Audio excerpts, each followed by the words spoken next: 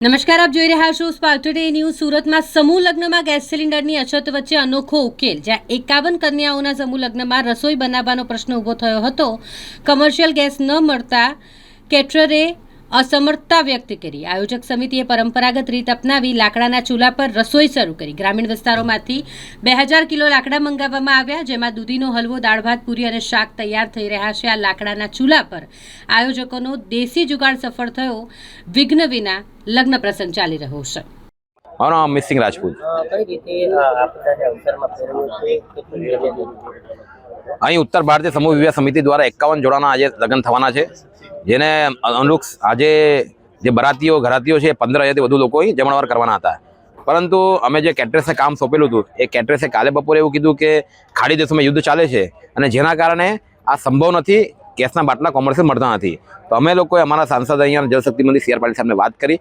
એમણે કીધું કે તમે લોકો આપદાના અવસરમાં કેવી રીતે બદલવું છે એ તમે સાહિત્યના જાણો છો। તો અમે લોકોએ આ દિશામાં આગળ વધી, કોઈએ જેસીબી મંગાવ્યું, કોઈએ ઈંટની વ્યવસ્થા કરી, કોઈ ગયા ગામડામાંથી લાકડા લઈને આવ્યા।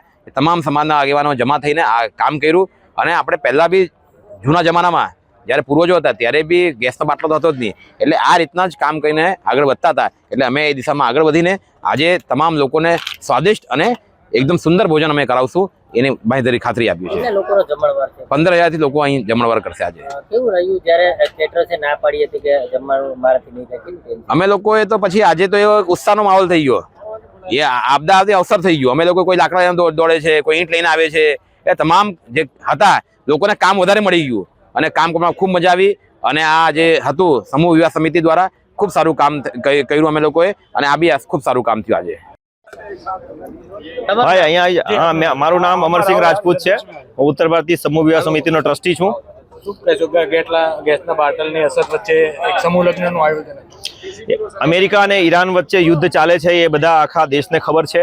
તેવી પરિસ્થિતિઓમાં કોમર્શિયલ બાટલાની અછત છે, અને એ સમાચાર અમને 10 દિવસ પહેલા જ્યારે કેટરિંગવાળા આપ્યું કે ભાઈ અમારી પાસે બાટલા નથી, બાટલા લાવશો તો જ તમારું જમવાનું બનશે, અન્યથા તમે પ્રોગ્રામ માટે બીજો વિકલ્પ શોધો, ત્યારે અમે આ સમાજની મિટિંગ બોલાવી અને સાંસદશ્રીનો સંપર્ક કર્યો।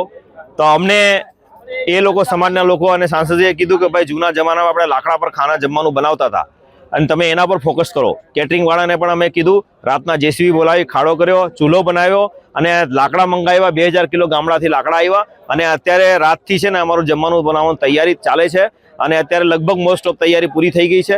હાલ પૂરી ખાલી કાઢવાની બાકી છે, એટલે આ આપદાને અવસરમાં અમે પરિવર્તિત કર્યું છે। કેટરર્સવાળાએ જ્યારે ના કહી કે ગેસની અસર છે, કેવું ટેન્શન હતું અને કઈ રીતે આખો પ્રસંગ હતો? અમને એવું થતું કે સમાજમાં બદનામી થશે અને કઈ રીતે આપણે પૂરું પાડશું, પણ કોઈ તકલીફ નથી।